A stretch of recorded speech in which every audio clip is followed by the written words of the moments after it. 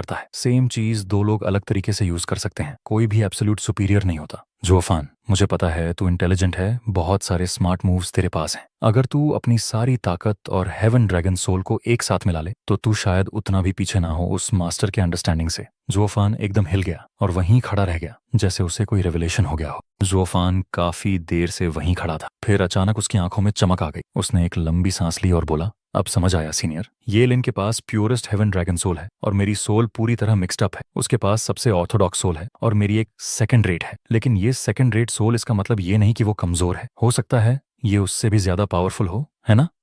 दांकिंग शन ने सिर हिलाया। तेरी बात तो सही है, लेकिन क्या तू अपने वर्ड्स थोड़े बेहतर नहीं रख सकता? तू ये कह रहा है कि तेरी सेकंड रेट सोल पावरफुल है, तो फिर मेरी जो सोल तलवार के साथ मिक्स हुई है वो क्या दिखने में अगली है? जो भी हो, इसे एवोल्यूशन कहते हैं। जोफान ने सिर हिलाया। अब उसके दिल में क्लैरिटी थी। बिल्कुल सही। इस दुनिया में शायद ही कोई ड्रैगन सोल्स की ताकत को डेसिमेटिंग ड्रैगन एंसेस्टर जितना समझता हो। उसी ने ये लिन को सिखाया है, तो वो जानता है कि ड्रैगन सोल को सबसे पावरफुल तरीके से कैसे यूज किया जाता है। लेकिन वो तरीका सिर्फ ड्रैगन्स तक लिमिटेड है और सबसे पावरफुल ड्रैगन्स नहीं, इंसान है। इसलिए पुराने समय में जहां 5 महान सेक्रेड बीस्ट थे, वहीं 10 महान एम्परर्स भी थे। इन एम्परर्स ने दाओ को समझा और अपनी कमजोरी से शुरुआत करके ताकत की ऊंचाइयों तक पहुंचे। उन्होंने किसी नेचुरल टैलेंट या गिफ्ट पर भरोसा नहीं किया, बल्कि अपनी इनसाइट से नए आर्ट्स और कल्टीवेशन टेक्निक्स बनाई ताकि इंसानियत भी पावरफुल बन सके। उन्होंने हमेशा खुद को इवॉल्व किया ताकि सेक्रेड बीस्ट्स के नेचुरल गिफ्ट्स को पीछे छोड़ा जा सके। यानी ये बात कि ड्रैगन एंसेस्टर को सोल यूज करना आता था, कोई बड़ी बात नहीं। ज़ुओफान भी एक नया,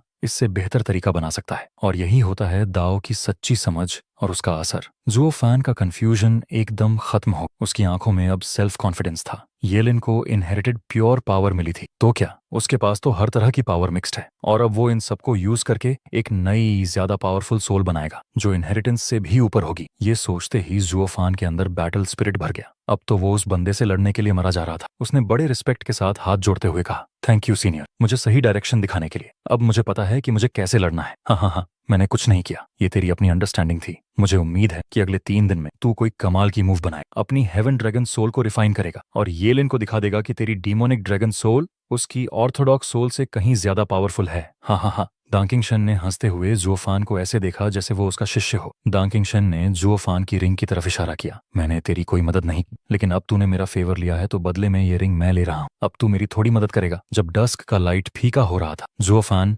डीमन स्कीमिंग सेक्ट की लॉजिंग्स में वापस आया। उसका दिमाग हेवन ड्रैगन सोल को अडेप्ट करने के तरीकों से भरा हुआ। लेकिन जैसे ही वो कोर्टयार्ड में घुसा, वहां कुछ जाने पहचाने फेसेस दिखे। चुचिंगचेंग, योंगनिंग, श्वांगर और यहाँ तक कि मिस्टिकल हेवन सेक्ट की लड़कियां भी वहां थीं। ज़ुओफान चौंक गया। उसे थोड़ा शक हुआ, अब ये लड़कियां क्या प्लान कर रही हैं? फींड यांग ने उसे आते देखा और भागता हुआ आया। कहाँ गायब हो गया था तू? सुपीरियर 3 सेक्ट स्टेज के बाद से तुझे देखा ही नहीं। मुझे लगा तुझे कुछ हो गया। मुझे क्या होना है? असली बात यह है कि तुम सब यहाँ क्या कर रहे हो? ज़ुओफान ने सबको घूरते हुए पूछा। फींड यांग ने कंधे उचकाए। तू तो यूजुअली ठीक रहता है, लेकिन बाहर एक और डेंजरस बंदा है ना। मुझे डर था कि तुम दोनों कहीं भिड़ ना जाओ। ये लड़कियां भी तुझे लेकर वरीड थीं और मानना पड़ेगा तू तो बड़ा लेडीज मैन निकला।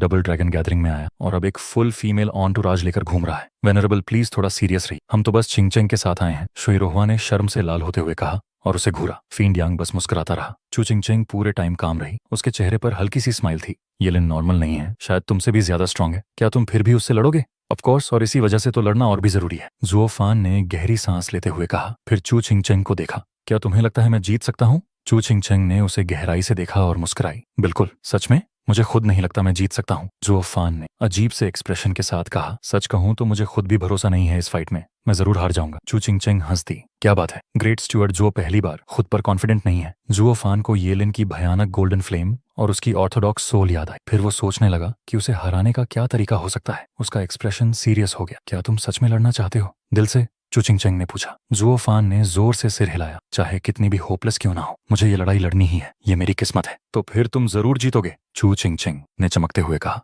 ज़ुओफान थोड़ी देर हैरानी से उसे देखता रहा। चू चिंगचेंग फिर बाकी लोगों की तरफ मुड़ी। चलो, अब इसे तैयारी करनी है, हमें डिस्टर्ब नहीं करना चाहिए। वो बिना पीछे देखे चली गई। बाकी लड़कियां थोड़ी कंफ्यूज्ड सी लग रही थीं। बस इतना ही? तुम दोनों इतने टाइम बाद मिले और सिर्फ 2 बातें करके चली गईं? योंगनिंग और श्वांगर तो और भी शॉक्ड थीं। वो तो चू चिंगचेंग से सीखने आई थी कि कि जुओफान से कैसे क्लोज हुआ जाए, लेकिन यहाँ तो कोई फ्रेंडली मोमेंट ही नहीं हुआ। जुओफान भी बस वहीं खड़ा रहा, ना रोका ना कुछ बोला। ऐसा लग रहा था जैसे दोनों के बीच कुछ था ही नहीं। योंगनिंग ने उसके पीछे दौड़ते हुए पूछा, सिस्टर चिंगचेंग बस यही पूछने आई थी कि वो लड़ेगा या नहीं। आप दोनों के बीच कुछ भी खास नहीं है, कुछ भी नहीं है। चू चिंगचेंग ने हल्की सी स्माइल के साथ कहा, मैं बस ये जानना चाहती थी कि वो क्या करना चाहता है ताकि मैं उसका सपोर्ट कर सकूं। बाकी सब बातें मायने नहीं रखती। लड़कियों ने एक दूसरे की तरफ देखा, थोड़ी कंफ्यूज्ड। क्या सच में मायने नहीं रखता? कम से कम उसे एनकरेजमेंट तो दो, फीलिंग्स तो बताओ। बस यून शुआंग थॉटफुल लगी। उसने पूछा, सिस्टर चिंगचेंग जब खुद स्टुअर्ट जुओ को भरोसा नहीं है कि वो जीत पाएगा, तो आपको क्यों यकीन है कि वो जीतेगा? ये तो ऑब्वियस है, जब वो सच्चे दिल से लड़ना चाहता है तो वो जरूर जीतेगा, चाहे उसे खुद भरोसा ना हो। लेकिन मुझे बिना किसी डाउट के भरोसा है, क्योंकि वो जो भी सच्चे दिल से करना चाहता है उसमें वो जरूर कामयाब होता है। चू चिंगचेंग ने मुस्कुराते हुए कहा। लड़कियों को अब थोड़ी समझ आने। चिंगचेंग ही जुओफान की सबसे बड़ी ताकत है, उसकी सबसे बड़ी सपोर्ट, जो हमेशा उस पर यकीन करती। हो सकता है यही बेस्ट इंकरेजमेंट हो, चाहे वो ज्यादा कुछ बोले नहीं, लेकिन उनका रिश्ता साफ दिखता है। यह है म्यूचुअल अंडरस्टैंडिंग। दोनों चाहे ना मान, लेकिन बाकी लड़कियों को साफ दिख रहा था ये रिश्ता प्यार से कम नहीं, बस एक अलग लेवल का है, जैसे सोलमेट्स। वहीं जुओफान अब भी वहीं खड़ा था, कंफ्यूज। ये लड़की लोगों को इतने अच्छे से समझती है कि कभी कभी इरिटेशन होने लगता है। हर बार परफेक्ट रिएक्शन देती है और मुझे मुझसे भी ज्यादा समझती है। जुओफान, उसने कहा कि तू फाइट की तैयारी कर रहा है, क्या सच में ऐसा है? तूने डबल ड्रैगन मैनर में अब तक कितनी बार फाइट्स की, लेकिन कभी भी तैयार नहीं हुआ। जब भी लड़ाई होती तू अवॉइड करता, लेकिन इस बार जीतना बहुत मुश्किल है। क्या तू सच में ये लिन से लड़ने वाला है? फींड यांग ने उसकी आंखों में देखा और लंबी सांस ली। बाकियों को छोड़ मैं देख सकता हूँ कि वो नॉर्मल बंदा नहीं है। मेरी सलाह है कि अल्टीमेट क्लैरिटी सेट से मत लड़, वरना बेवजह अपने लोग मरवाएगा। जुओफान की आंखों में स्पार्क आया और उसने सिर हिलाया। मैं पहले इसीलिए नहीं लड़ा क्योंकि मुझे मन नहीं था, बाकी सब तो कमजोर थे, लेकिन इस बार मुझे अपनी जान लगानी ही होगी। अगर मैं अभी पीछे हटा तो वैन ताओ जो कहता है वही होगा। मेरी फ्यूचर की सक्सेस अधूरी रह जाएगी। एक कल्टिवेटर को कभी कभी सीधे ऑब्स्टिकल से टकराना होता है, चाहे जान पर बनाए।